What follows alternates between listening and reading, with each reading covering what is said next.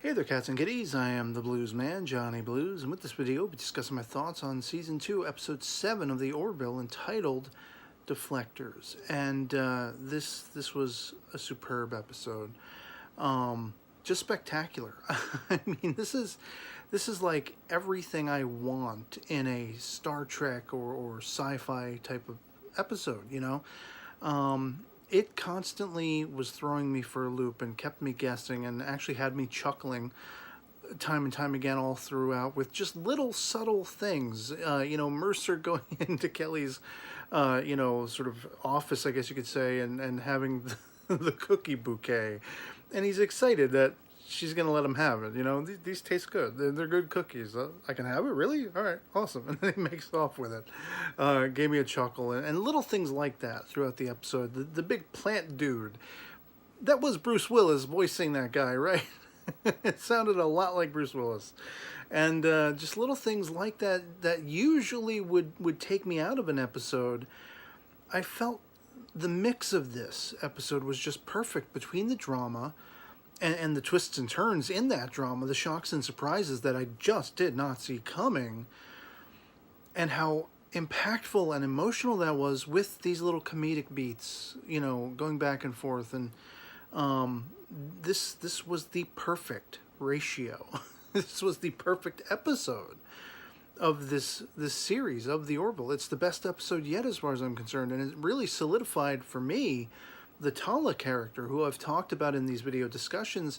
I didn't feel like she was around long enough to really be that simpatico with the rest of the crew and whatever like that. And there's actually a little dialogue nod in this episode. She says, you know, I may not have been around here long. And then pointing out Ed and Kelly and why don't they get back together? What's going on with them? And because, of course, we begin the episode with Kelly's basically telling Cassius to F off, you know? She's career-minded, and she may have holdover feelings for Ed Mercer, and that's interesting. It's not like we couldn't have seen that coming a mile away, but and who knows? It might not even go that way. It might go somewhere else entirely. But that's the interesting thing about this episode. You know, every episode of Season 2 thus far has had certain character elements. The Season 2 premiere was an episode dedicated entirely to B storylines with all of the characters, all of the interpersonal interconnectivity of those characters on board the Starship Orville. And I don't know, something about this episode, it just was done in a much more engaging, engrossing, and complimentary way that I just was on the edge of my seat. You know, even when things weren't overly dramatic, when you had those character beats and those more comedic beats, you know, where they're trying to effectively get this whole new deflector system set up, and we're introduced to Lokar. And from the off, I mean, you can't really, at least I couldn't divine what in the hell was going to happen. I could never have guessed at any of this, how this was going to play out, that he was going to be a Mocklin who, for all intents and purposes, had this you know, lust for females, which is so antithetical to their species, and the commentary there, you know, just the commentary of judgment for the unlike, you know, whether it be LGBTQ plus or race, creed, religion, it all falls under that gamut, under that umbrella. And at first it's such a subtle thing where, like, I didn't perceive at all that was even going to be an aspect of the Lokar character. The way Tala is sort of getting complimentary with him and sort of giving him sidelong glances and everything, I just thought maybe he was finding it interesting or kooky or whatever, and you know, maybe he was warming to her a little bit, but I never would have guessed how far that would go. And then, you know, how wrapped it would be in that commentary. You know, all of that, all of those aesthetics just blew my ever-loving mind. I gotta tell you.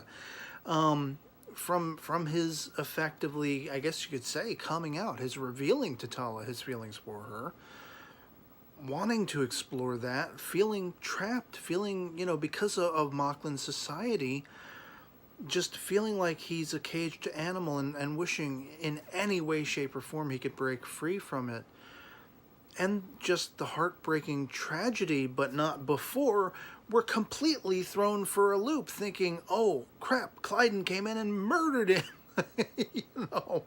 I kept thinking to myself, why did they go and show Clyden and then cut it off, and then when we come back, Tala figures out Lokar's been killed? What is the benefit of having we, the viewer, know, and then conducting it as though it were a mystery? But then when you get to that point in the episode where she realizes, oh, wait a minute, he wasn't killed. He's probably alive. He's probably still here. And the reasoning behind what he did and everything like that, and how Clyden, that was Clyden. It wasn't all fakery, but Clyden's emotions, his thoughts, his opinions, his discriminatory attitude toward that. I mean, for a society like this, it's intriguing to contemplate how that is second nature to them. That is how, it's ingrained in their entire being to react that way. And Clyden could only be his truest self in revealing that to we, the viewer, to Lokar. And Lokar knew he was between a rock and a hard place.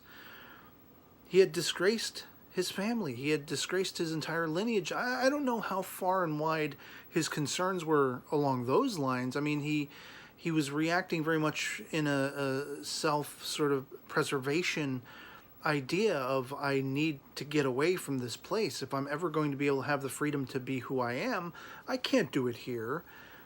And toward the end of the episode, once Tala has gotten in the face of Clyden comes to, thank her for saving his ass.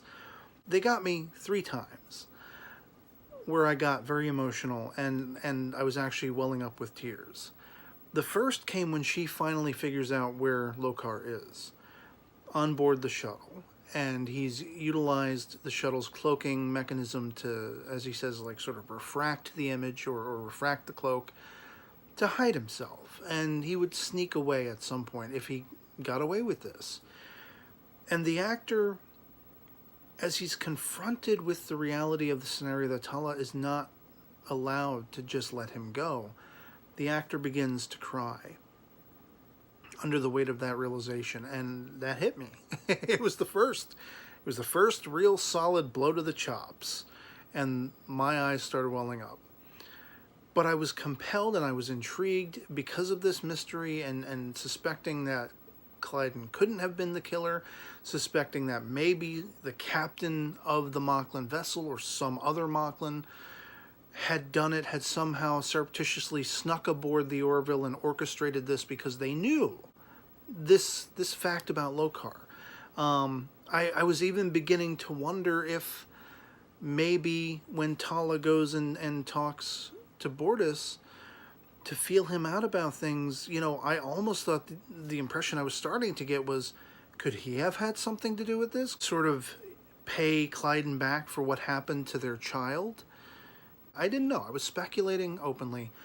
But again, toward the end, the second time I was resounded emotionally was that confrontation, that final confrontation between Tala and Clyden, where she tells him to go to hell.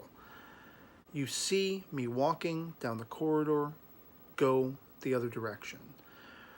This was now the turning point for me, where she was a welcome addition to this cast of characters, to this crew, because her performance in this episode, from beginning to end, from her playful sort of interactions with Lokar to trying to explore the, for lack of a better term, humanity in this alien, this romantic interest, and then the crushing travesty of knowing that he's returning to his world and that's it for him. His life is over. He's going to be persecuted forever.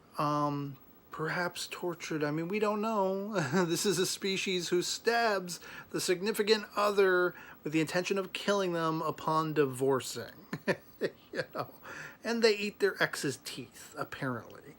I I have to echo a comment I saw somewhere online where somebody said, you know, I don't want to sound racist, but I really hate the Mocklins. I hate the way they are. And the cultural aspect of that, the socio-political, but also cultural aspect of that is a lot to try to wrap your brain around. And I mean, we have many different cultures on our own world. And there are countries right now that stone people who are gay to death. And so just the crushing blow of that, and that was the final blow, the emotional impact that I felt, that again welled me up with tears, was that final shot that I almost called into question, is it necessary? Wouldn't it have been more impactful not to have that final scene, not to have that final crushing blow of slamming it home that this is the fate of this poor unfortunate Mocklin who was just wishing and hoping to be himself, to be true to who he was in the courtroom. And the square gavel is slammed home, and the judgment has come to fruition. And thinking again of the allegory to our own world, to the fact that people are brutally killed for something, you know, that is it's just who they are. My God, man. You know, just this may be the best episode for me, for my own personal tastes in any case. This may be the best episode of the Orville ever. And even as I say that, I can already sort of hear some of the complaints, you know, thinking back on certain scenes in the episode. I mean, for all intents and purposes, when the episode began, and we began with Kelly dumping Cassius, I was like, oh great, another sort of B-plot, you know, not quite investing character drama, melodrama piece, this, that, and the other thing. I was over the moon when I realized, oh, that's only gonna, you know, take up so much of what's actually happening in this episode. Instead, they drew me in and kept me attuned, kept me on the edge of my seat with actual pitch-perfect characterization and interpersonal interconnectivity between those characters. And then exploring something deeper, a deeper commentary-laden, allegorical aesthetic of storytelling, of characterization and depth of character that I could not have expected. And then throwing in that twist of, oh my God, it's murder? Is it suicide? Who's the killer? Is it Clyden? Is it Bortus? Is it someone else? And then the double whammy of, but maybe he's not actually dead. Maybe he's still here. Calling back to a classic TOS episode of Star Trek, by the way, which also, the set design, the whole simulation, sort of 1930s or whatever it was, you know, maybe New York or something like that. It was reminding me of episodes from TOS where, you know, I mean, for all I know, that could be the exact backlot they filmed, like a piece of the action and things like that on. City on the Edge of Forever, you know, those kinds of things. I don't know for sure if it's the same backlot, but it sure as hell, because of the time of, you know, the set piece inside the simulator, boom, it shot out at me, and I was just like, wow, I love the set design of this episode. I loved everything about this episode. I really have nothing that I can think of to complain about this episode. One minor note that just occurred to me off the top of my head, there was a point in the earliest part of the episode, after Kelly has effectively revealed to Cassius she's dumping him, and then you hear Ed's voice over the comm calling her because they've got the Mocklin vessel parking next to them and whatever. It sounded like Brian from Family Guy over the comm. I know it's, you know, Seth MacFarlane. I know he does the voice of Brian and a whole bunch of the Family Guy characters. I love that show. Haven't watched it in a while, but I love it. But he sounded more Brian than Ed Mercer during that little comm chat for like 3 seconds. That's probably the only minor, anything nearly approaching like a complaint that I could have about this episode. Even the giant plant guy, which usually in another given episode I probably would have hated, I think what sort of sold it for me was Bruce Willis. That had to have been Bruce Willis voicing that bland character. And at first, when Kelly called Tala at that point, I thought maybe she was having a lot more trouble with Cassius than we would have expected. Like maybe he had broken into her quarters and he's like, you know, he strapped himself to her bed or something. You know, who knows? Like my mind was all over the place. But no, it's the plant dude, and the whole thing with Kelly and Cassius in the end ended amicably, and that is a surprise because I was half expecting him to be another Krill. You know, which I talked about in previous videos. But so yeah, that's enough of my yakking about this episode, enough of my fanboying.